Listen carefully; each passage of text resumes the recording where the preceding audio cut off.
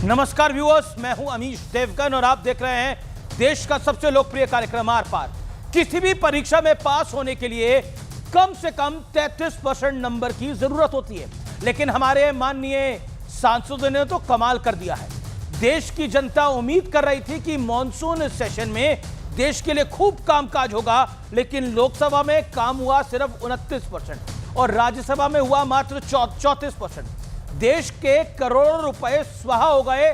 सवाल है कि जनता के पैसों की इस बर्बादी का जिम्मेदार कौन है? आप बोलेंगे अमीश देवगन, जब भी सत्र समाप्त होता है ये आंकड़े लेकर आप आ जाते हैं, लेकिन आज संसद का सत्र खत्म होते होते एक नया सियासी मोर्चा भी खुल गया, क्योंकि सत्र के अंतिम दिन संसद में चाय पार्टी थी। हालांकि इस चाय पार्टी में विपक्ष का कोई नेता शामिल नहीं हुआ, लेकिन प्रधानमंत्री मोदी और एनडीए के तमाम नेता इसमें शामिल हुए और कहा जा रहा है कि इसी दौरान प्रधानमंत्री ने तारीफ करते हुए कहा कि कांग्रेस के कई युवा नेता बहुत टैलेंटेड हैं, लेकिन गांधी परिवार की असुरक्षा के चलते कांग्रेस के इन युवा नेताओं को बोलने का मौका तक नहीं मिलता।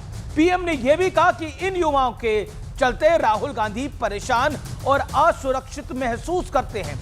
यह बड़ा मुद्दा गंभीर है, इसलिए इस पर तर्कों और तथ्यों के साथ चर्चा बेहद आवश्यक है, क्योंकि कांग्रेस के कई युवा टैलेंटेड चेहरों ने पार्टी को बाय बाय कह दिया है, यानी किनारा कर लिया है। तो आज इसी पर देश की सबसे बड़ी पॉलिटिकल बहस, सर पर सत्र क्यों हो रहा है स्वाहा, देखिए आज।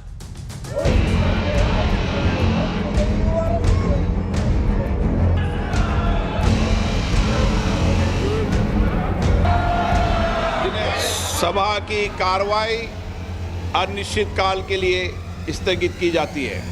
The House stands adjourned, signed die.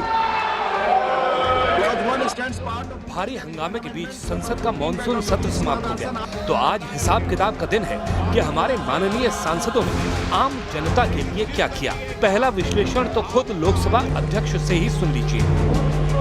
सत्र के प्रारंभ में तय किया था कि हम इस सत्र में 120 घंटे चर्चा करेंगे, लेकिन लगातार गतिरोध और नियोजित व्यवधान के कारण हम केवल 37 घंटे ही चर्चा कर पाए।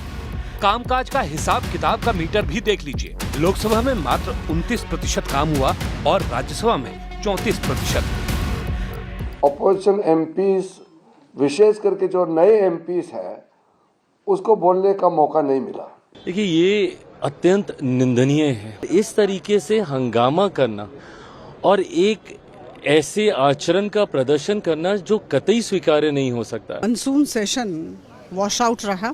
विपक्षी दलों का जो व्यवहार था, जो आचरण था, अत्यंत निंदनीय और भर्त्सना योग्य। वैसे इस पूरे मामले पर निर्दलीय सांसद उमेश भाई बाबू भाई पटेल ने शानदार सुझाव दिया है। मैं मांग करता हूं सरकार से कि सांसदों के इस मॉनसून सत्र के सारे सैलरी ना दिया जाए, अन्य भत्ता भी ना दिया जाए और सदन चलाने का जो भी खर्चा है वो एमपीओ से वसूला जाए। लेकिन हंगामे वाली सियासत के बीच पीएम मोदी ने कांग्रेस पर नया सियासी बम फोड़ दिया है। मॉनसून सत्र के आखिरी दिन हुई चाय पार्टी में विपक्ष तो नहीं आया, लेकिन सूत्रों के मुताबिक इस पार्टी में पीएम मोदी ने कहा, कांग्रेस में कई युवा बहुत प्रतिभाशाली हैं, लेकिन परिवार की असुरक्षा के चलते कांग्रेस के युवाओं को बोलने का मौका नहीं मिला। कांग्रेस में युवा राहुल गांधी को परेशान और असुरक्षित महसूस करा रहे हैं। अभी तो कांग्रेस के नए एमपी या अपोजिशन पार्टी के जो नए एमपी आए, वो सीखेंगे कैसे? उनको नेता ही नहीं सीखता है और दूसरे को सीखने के लिए मौका नहीं देते हैं।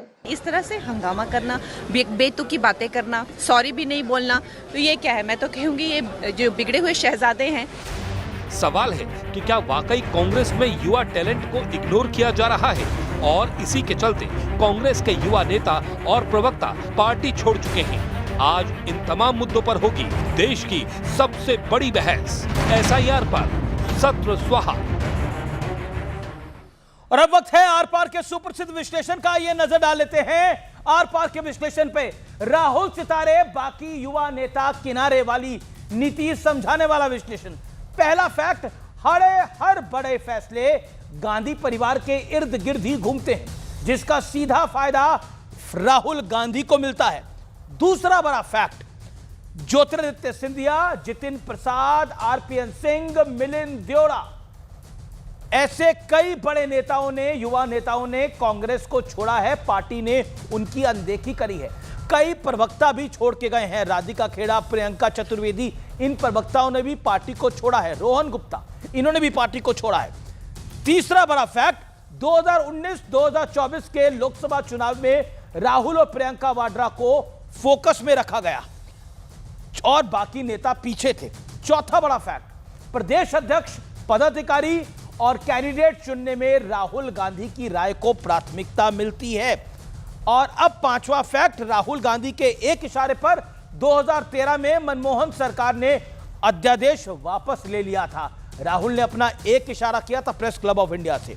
छठा फैक्ट जो कि महत्वपूर्ण है, राहुल के आदेश पर कर्नाटक के मंत्री केएन रजन्ना को पद से हटाया गया। यानी साल 2013 और साल 2025, 12 साल हो गए, कुछ नहीं बदला है कांग्रेस के अंदर। बड़ा सवाल, राहुल प्रथम वाली नीति से कांग्रेस को बड़ा सियासी नुकसान हो रहा है और इसी वजह से, इसी जिद की वजह से मॉनसून सेशन भी वॉश आउट हुआ है। सुधांशु त्रिवेदी, भारतीय